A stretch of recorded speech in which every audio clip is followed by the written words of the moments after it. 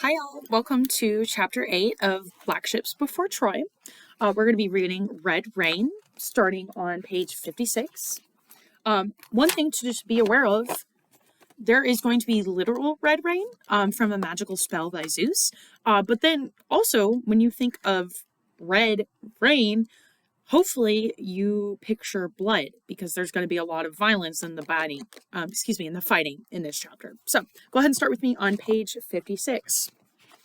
Dawn was indeed well up in the sky, but over the Greek camp there was little light, for Zeus had spread a churning mass of black clouds across the sky above them. Through where the Trojans gathered on the higher ground, the sky was clear and the light strong. And soon, from the menacing cloud roof, rain began to fall, rain that was as red as blood. But despite the evil omen, the Greeks were of better cheer than they had been last evening, for Diomedes and Odysseus had put fresh heart into them. Agamemnon, their high king, put on his armor with a good heart and drew up his front fighters on foot with their chariots ranked behind to support them, and behind again the spear warriors and bowmen and slingers on the wings. When the Trojans came rushing down, they charged to meet them. The two war hosts crashed together, cutting each other down as reapers cut their way through a field of corn. Soon the helmets of the bravest Trojans shone deep in the ranks of the Greeks, and the Greek swords were slashing and stabbing deep among the Trojans. And all the while, the overarching arrows fell like a dark and hissing rain. At noon, the drowsy time, when shepherds in the hills make no noise for fear of rousing goat-legged Pan, Agamemnon led the front fighters in a savage charge. With his own hand, he slew many chiefs in that charge, 2 of Hector's brothers among them. So this is interesting as far as characters in the story. Hector and Paris are brothers, and they are main characters, and the fact that they're brothers is very important. But come to find out, Hector has 2 other brothers. We don't even learn their names, just that they are killed by High King Agamemnon. So keep that in mind. A great and terrible charge in which foot soldiers slew foot soldiers and chariot men slew chariot men, and they broke into the Trojan mass as fire falls on a forest on a windy day, leaping and racing from tree to tree. Driverless horses crashed here and there, dragging empty and broken chariots behind them, and before their onslaught the Trojans fell back and back until they were close before the city gates. And there, under Hector's orders, top of page 58, they checked and reformed their broken lines and drew breath to face the next charge of oncoming Greeks. But that charge broke before it reached them, for Agamemnon had taken a spear gash in the arm, and the wound bled so much that he must climb into his chariot and be driven back to the ships for tending. And Hector, seeing this, shouted the war cry like a huntsman crying on his hounds against a lion, and rushed forward at the head of his warriors, scattering the Greeks like spray.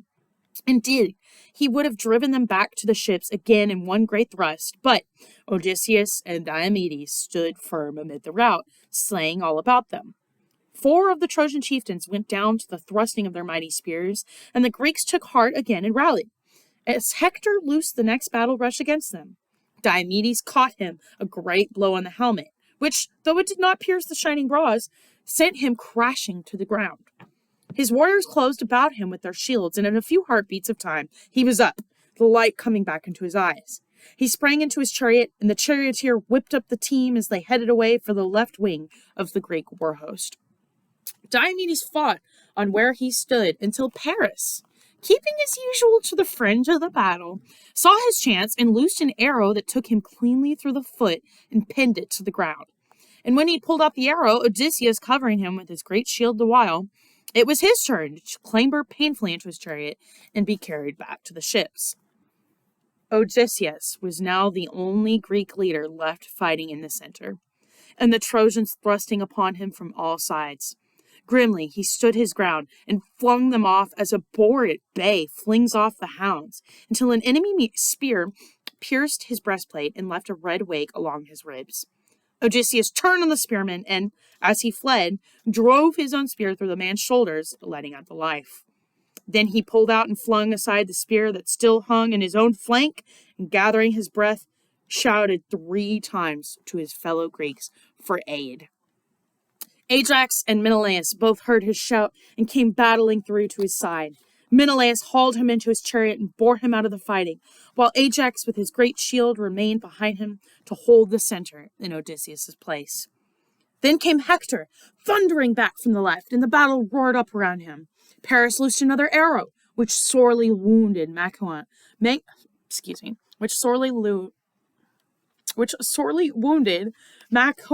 so that he, whose skill was in tending other men's wounds, must be loaded into a chariot and carried back with a wound in his own hide to old Nestor's hall for tending. So, not looking good for the Greeks. The High King, down, he's injured. Big soldier, down, he's injured. Odysseus, down, he's injured. The healer for all the soldiers, down, he's injured. So finishing up at the top of page 60. Now nearly all the Greek leaders who yet lived were wounded and out of the fight, and the spearmen were again falling back. All this while Achilles had been standing in the high stern of his ship, watching how the fighting went and making no move of his own.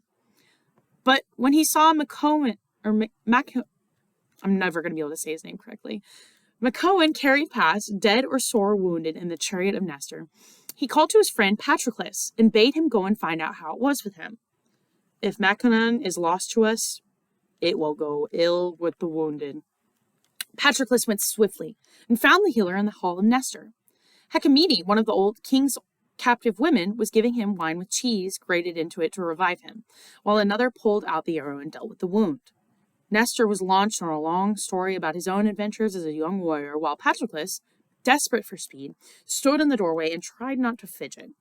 But when the story was done, he asked his question and was told by Machaon himself that he would live, but that there would be little service to be got out of him for the next few days. Patroclus was already turning to go when the old king called after him words that he was to remember afterward. Tell to your lord Achilles that if he still no stomach himself for the fighting, then he should send the Myrmidons out under another captain. You are much his size, and wearing his armor, you could give the Trojans to think that Achilles had returned to the fight. Then would they be struck with fear, for none of them dares meet him hand to hand.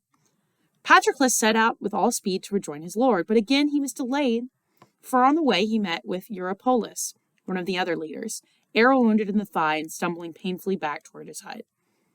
Put your arm across my shoulder, Patroclus said, and helped him back to the hut. And then, because the man was a friend and begged him to stay, he cut the barb out with his own dagger, bathed the wound, and bound it with bitter salve to ease the pain. So that's interesting. Right at the end, we get a little information about Patroclus, Achilles' friend, and we can understand that Patroclus sees how bad things are going for the Greeks. He knows they need Achilles' help, and now he's been asked, hey, will you wear his armor, go and pretend to be him and help us? So he's going to have to deal with that over the next coming chapters. So I will meet you back for Battle for the Ships in chapter 9.